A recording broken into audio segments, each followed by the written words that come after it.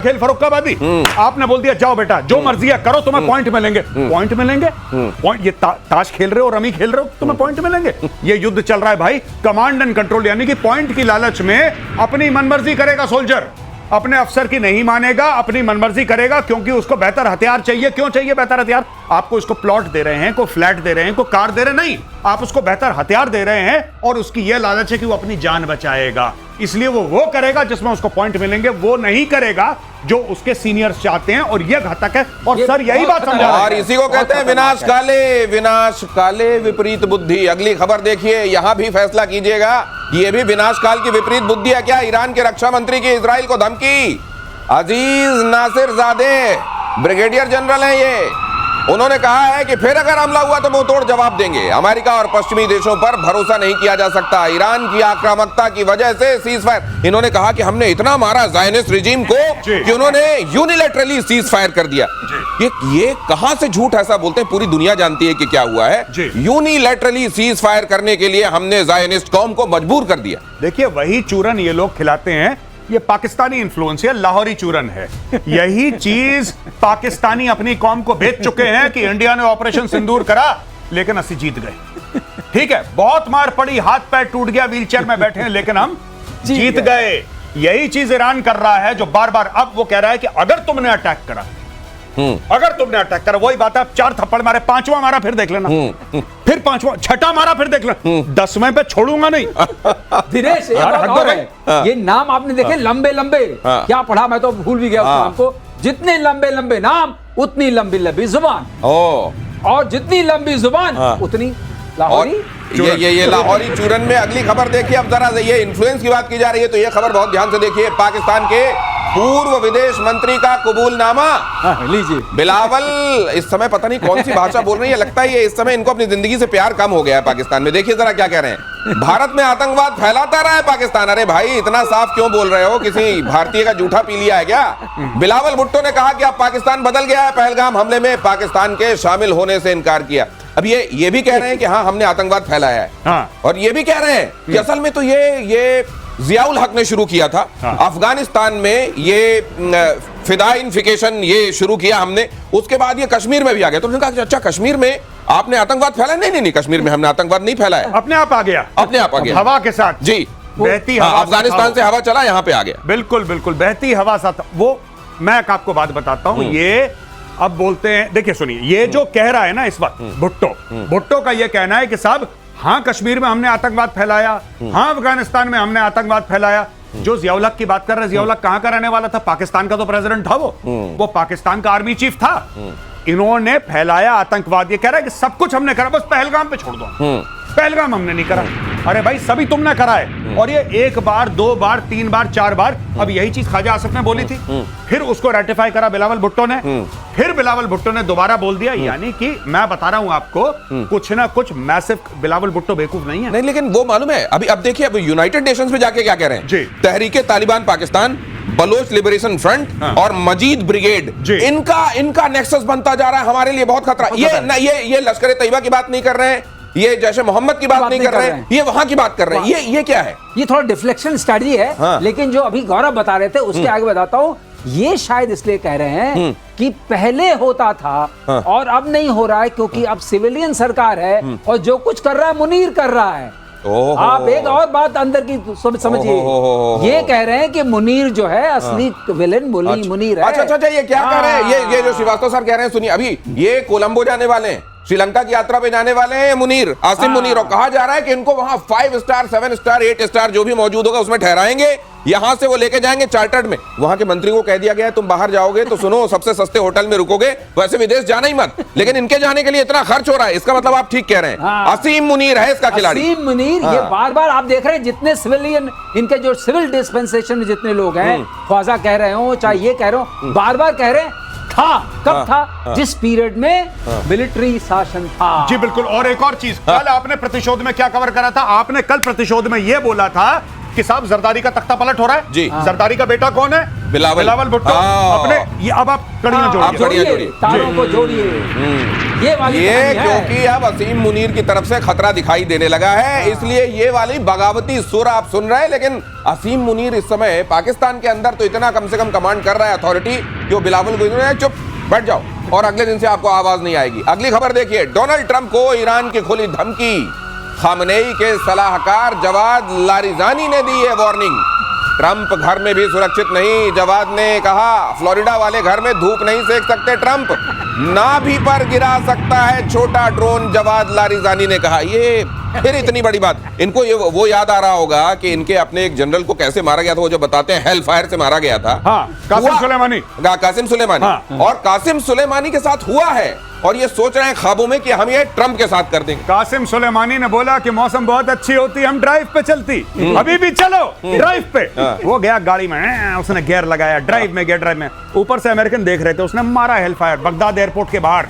कासिम सुलेमानी भाप बन गया, भाप। आप ही समझ लीजिए, उसकी बॉडी नहीं मिली, भाप बन गया कासिम सुलेमानी। आज ये क्यों कर रहे हैं ये मैं आपको बताता हूं, इसके पीछे साइकोलॉजी क्या है। बात यह है कि सच बात यह है कि ईरान बहुत बुरी तरीके से पिटा भी है और जलील भी हुआ है। अब अपनी कौम के सामने अपना इमेज बनाने के लिए, अपनी कौम के सामने, पूरे ईरानी लोगों के सामने, मुस्लिम उम्मा के सामने ड्रोन, ये जो क्या नाम है, डोनाल्ड ट्रंप अपने लॉन के अंदर धूप नहीं सेक सकता, हम फलाना कर देंगे, ढिमका कर, ये सारी की सारी डायलॉग बाजी है, क्योंकि लोग भावुक हो जाते हैं डायलॉग बाजी सुन के। ये वही कर रहा है। और ट्रंप से पूछा गया तो ट्रंप उस पे हंसे, बोले ऐसा है 7 साल का रहा हूंगा जो आखिरी बार मैंने धूप सेकी थी।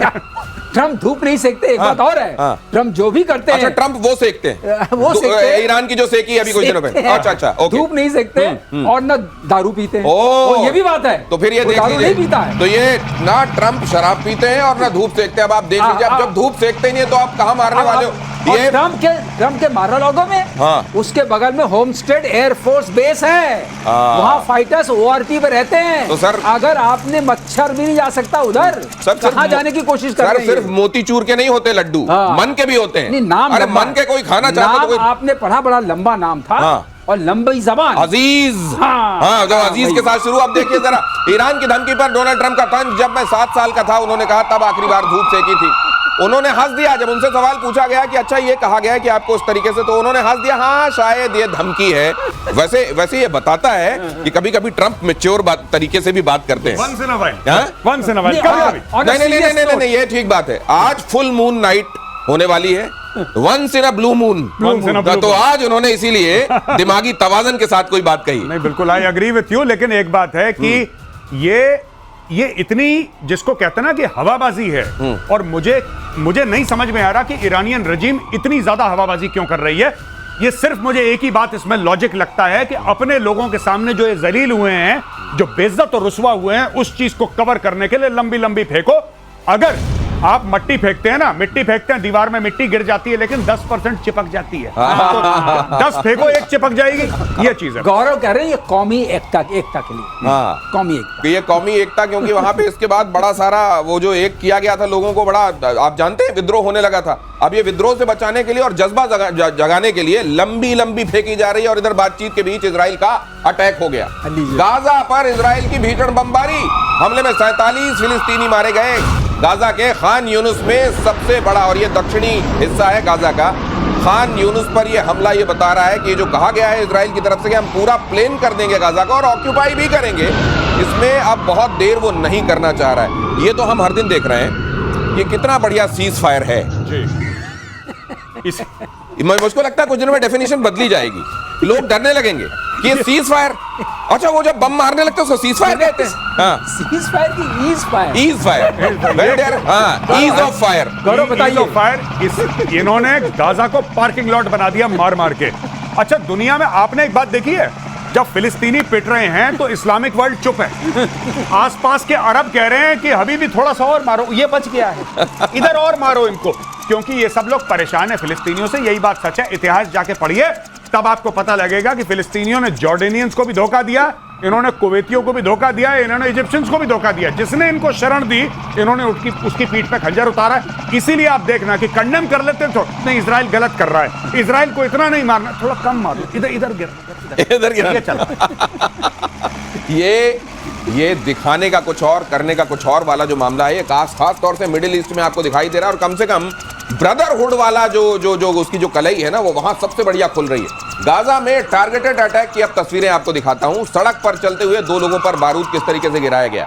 दोनों के हमास से जुड़े होने की बात का भी सोर्सेज बता रहे हैं कि दोनों हमास से जुड़े हुए लोग थे। देखिए जरा, सड़क पर जा रहे हैं, अचानक उनको मालूम नहीं है और वहां वो हो गया जिसको आप कई बार कहते हैं कि ये देखिए, ये देखिए, इसको जरा बड़ा करके दिखाइए, बल्कि ये बारूद अचानक उनको ये मालूम नहीं चला। देखिए कहां से, अब कहा तो ये जा रहा है कि ट्रंप के ऊपर फोड़ देंगे, लेकिन ये फूट कहां रहा है देख लीजिए। नहीं, बिल्कुल, और इसलिए भी ईरान बौखलाया है कि ईरान के 2 मजबूत हाथ थे।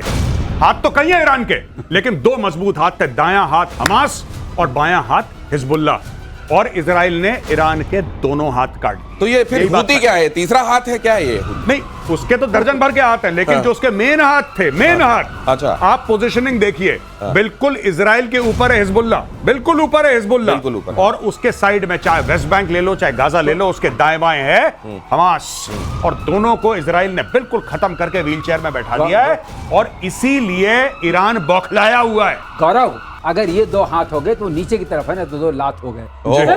अच्छा, अगर पोजीशन के उस हिसाब से आप बात कर रहे हैं तो फिर ये, लेकिन इस समय ये अभी जो लात ही ज्यादा चल रहा है उधर से अगर देखा जाए तो इधर से पिटाई बड़ी हो रही है। पिटाई तो हो रही है, लेकिन इस समय कम से कम वो अपने स्ट्रेंथ दिखा रहा है। और तब जबकि कहा जा रहा है कि ईरान से आने वाली सप्लाई कट गई है इन लोगों की, तब भी वो जोर मार रहा है और लाल सागर में अपना दम दिखा रहा है। लेकिन अगली खबर देखिए, पाकिस्तान और तुर्की में नई जंगी साठगांठ।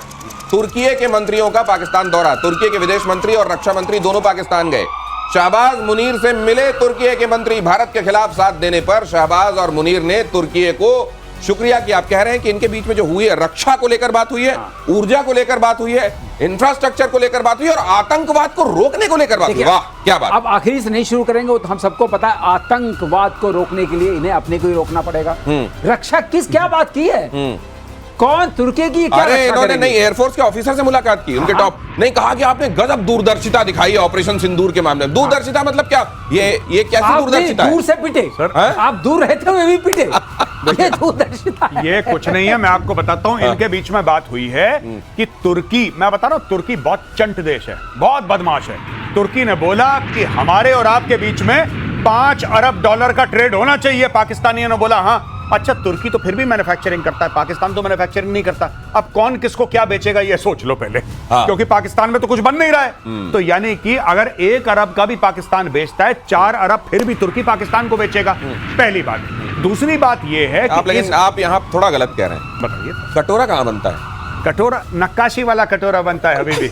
नक्काशी वो नहीं बेचेगा क्या? हाँ, वो वहां लेकिन क्या वो किस काम आ गया? बकलावा रखने के? बकलावा रखने के। अब देखिए, दूसरी एक और बात है बड़ी इंपॉर्टेंट, कि जब ऑपरेशन सिंदूर हुआ तो उस वक्त सऊदी अरब ने कुछ नहीं बोला, पाकिस्तान तड़प रहा था।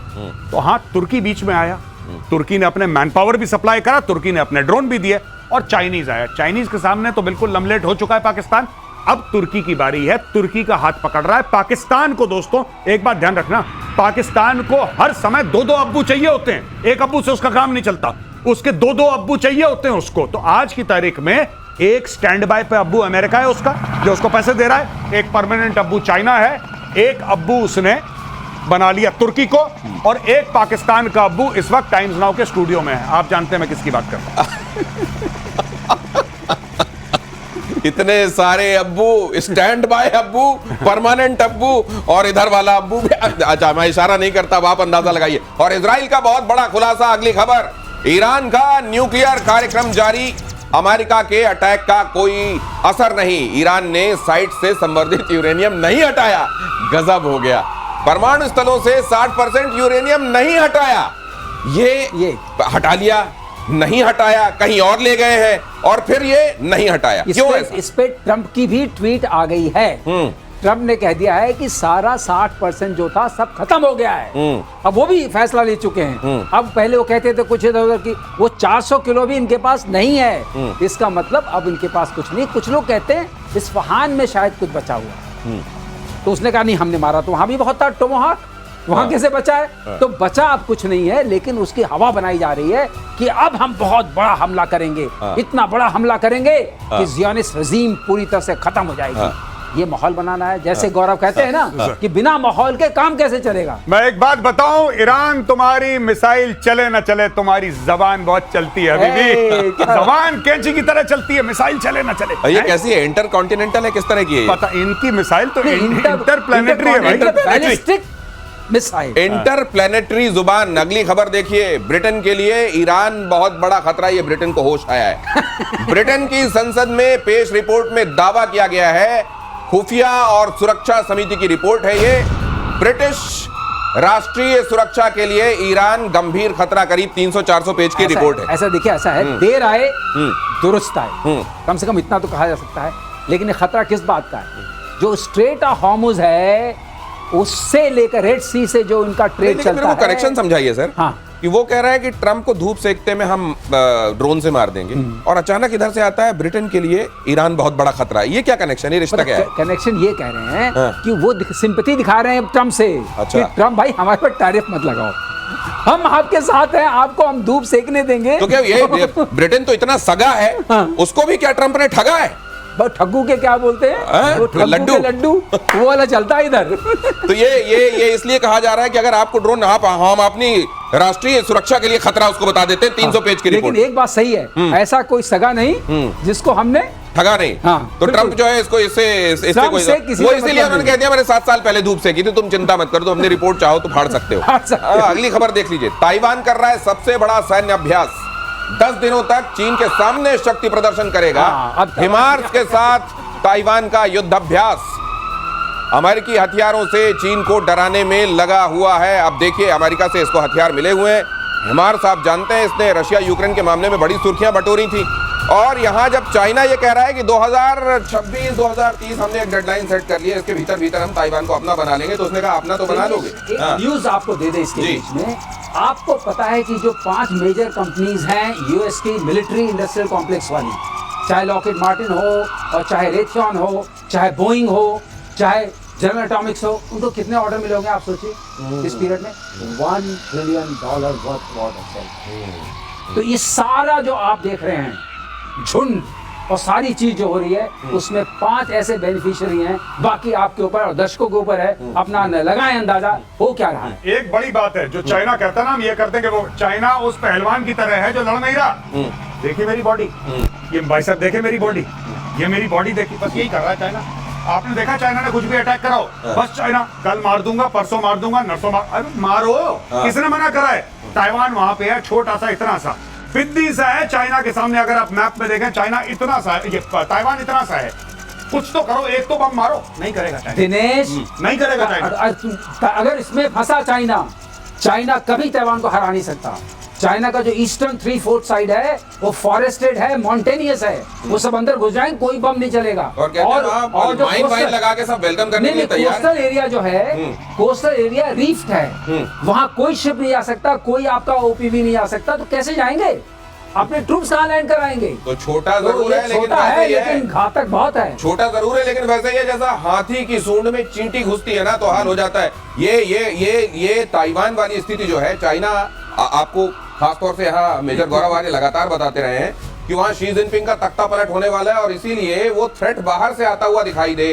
ताइवान या बाकी जगहों की बात करो और ऐसा कर दो कि देश के लोग एकजुट हो और शी जिनपिंग को फिर से स्वीकारने के लिए तैयार हो। इस सब के बीच में चल क्या रहा है? क्या आप सब कुछ ठीक है शी जिनपिंग के साथ? बिल्कुल सब ठीक नहीं है, अभी भी शी जिनपिंग गायब है। जितने पब्लिक प्लेटफॉर्म में उसको अपीयर होना था, जितने इंटरव्यू उसके बनते थे देने एज हेड ऑफ स्टेट, वो नहीं दे रहा है। उसकी प्रोफाइल बड़ी लो हो गई है। लेकिन अब शी जिनपिंग ये जो गलवान वाला मामला हुआ था, मैं आपको बताता चलूं, गलवान वाला भी मामला यही था। चुपचाप बैठा हुआ था, अचानक उसको लगा कि गद्दी खतरे में है। जो मैं अक्सर कहता हूं आपकी शो में, एक्सटर्नलाइजेशन ऑफ थ्रेट, कि बाहर से खतरा है। हिंदुस्तान से क्या खतरा है भाई? हमने कब अटैक कर दिया चाइना को? नहीं, पूरी चाइनीज कॉम को। कभी एप्पल से खतरा है, इसके फोन मत खरीदो।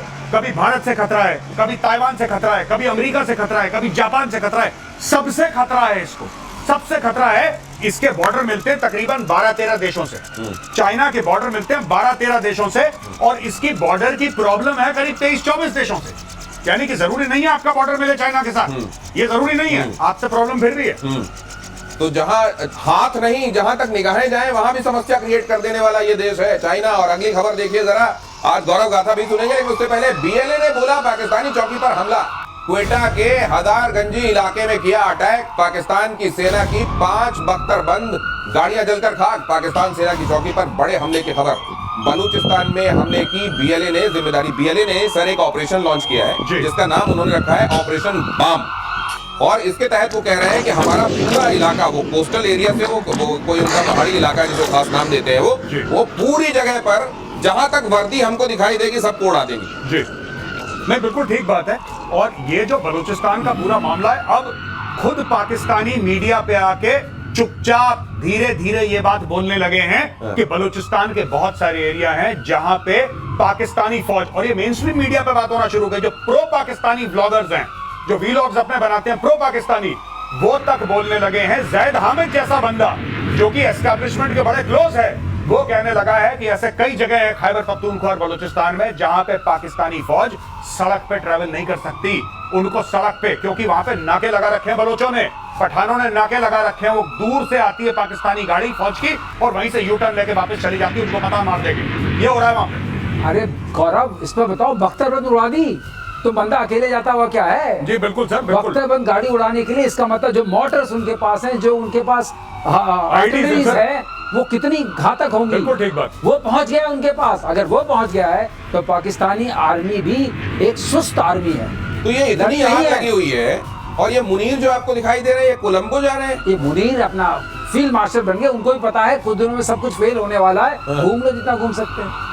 ये इसलिए ये लेकिन जाकर करेंगे क्या? वहां पर जाकर भी कुछ चाइना का संदेश ले जाकर कान में फूकने की कोशिश करेंगे क्या? बिल्कुल सही बात। आई थिंक ये मुद्दा आपने सही पकड़ा। गौरव, बताइए, आपको कोई चीज याद आई है? लगता है मैं तो ये बता रहा हूं कि कई साल पहले पाकिस्तान का एक बड़ा तगड़ा आर्मी चीफ, वो भी कोलंबो गया था। उसका नाम था जनरल परवेज मुशर्रफ। वापस आते वक्त पता लगा कि नवाज शरीफ ने बोला कि तू कौन, फिर पाकिस्तान में कू हो गया था। ये परवेज मुशर्रफ भी वहां पे कोलंबो में गोल्फ खेल रहा था भाई साहब। अब ये जा रहा है गोल्फ खेलने के लिए, पता नहीं क्या होगा आगे, देखते हैं।